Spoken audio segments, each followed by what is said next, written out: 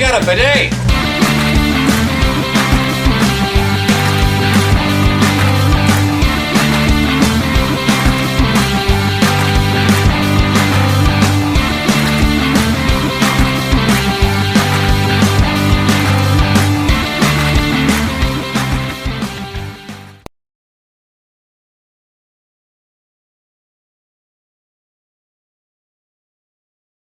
Hey everybody, and welcome back to another video. In today's video, I wanted to show you guys a cool new game that Sarah and I have actually played recently.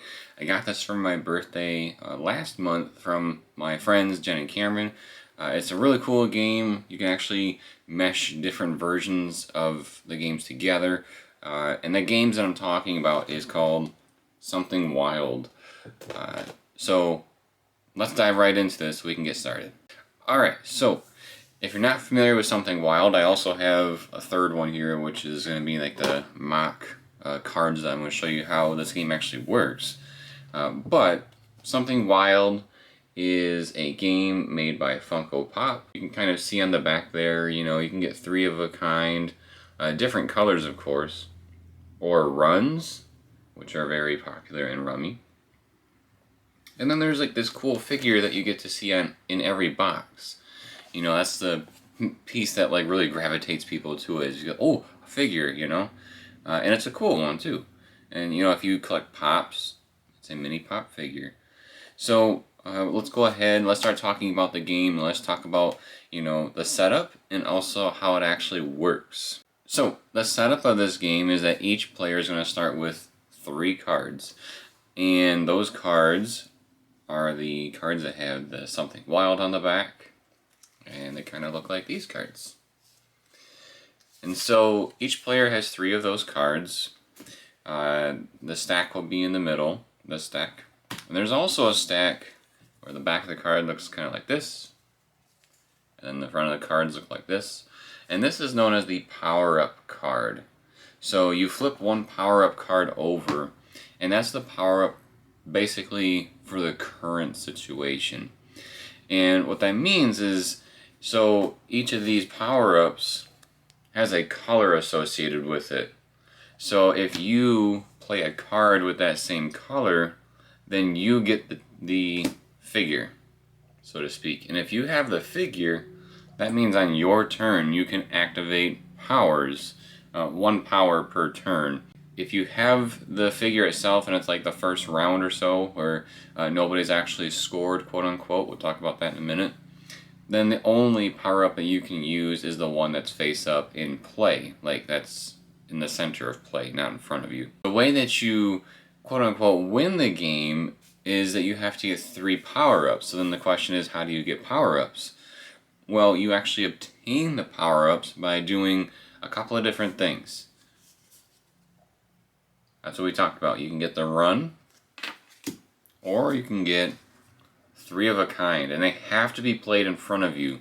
So each of your turns you draw a card from the Something Wild pile, and then you play a card down in front of you, and it's kind of like your bank of cards, quote unquote.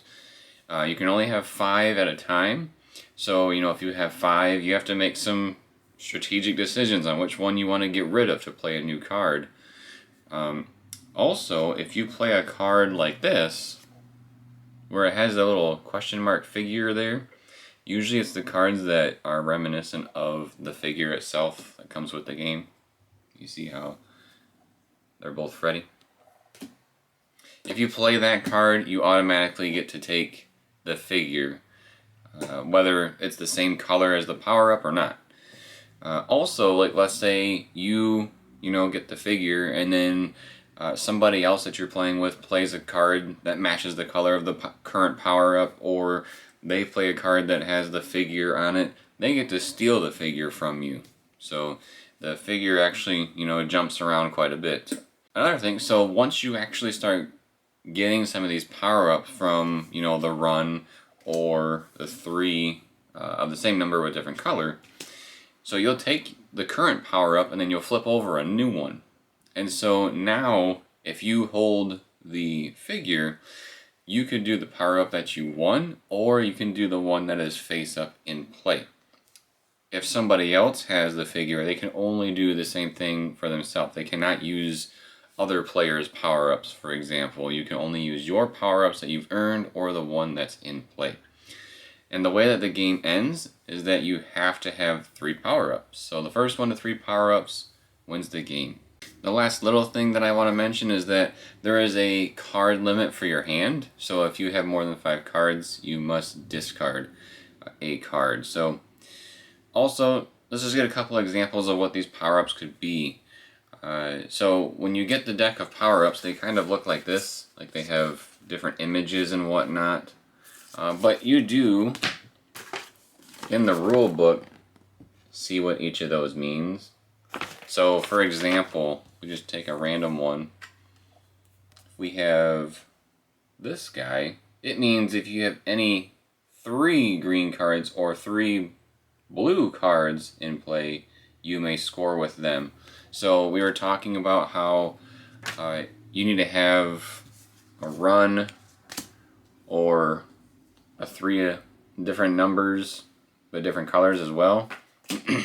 That rule would state, if you have 3 green cards or 3 blue cards in general in play, then you would win the power-up. You can only activate the power-up if you have the figure on your side.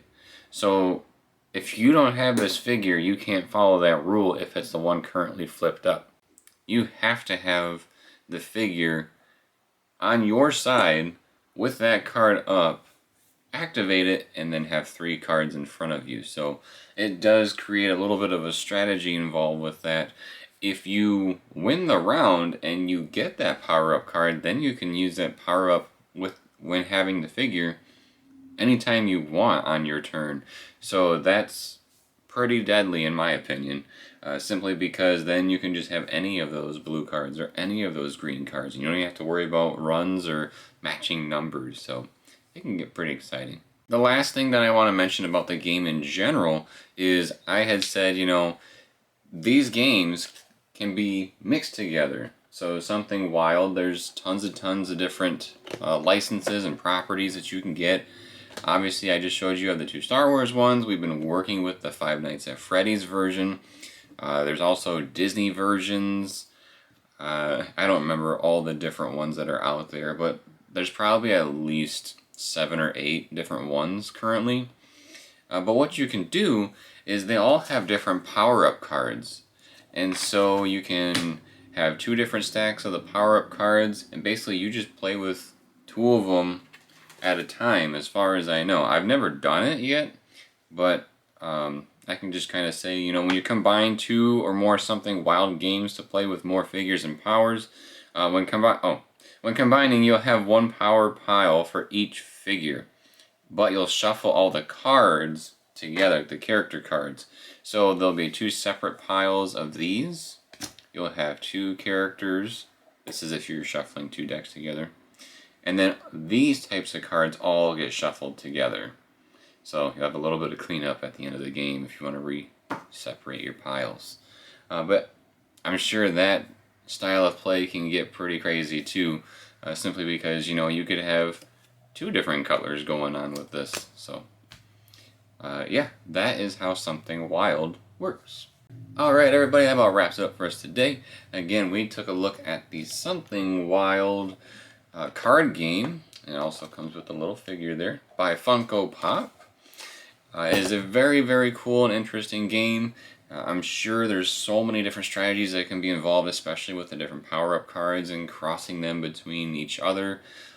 So I would recommend this game. It's not very expensive, so even if you want to try just one of them, it's a very, very small investment to be able to do that. So I would recommend trying it out, especially if you can find a licensed property that you really enjoy that they offer.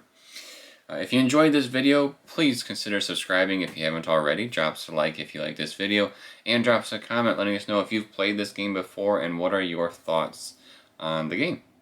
And then, as always everybody, thank you for watching. We'll see you next time.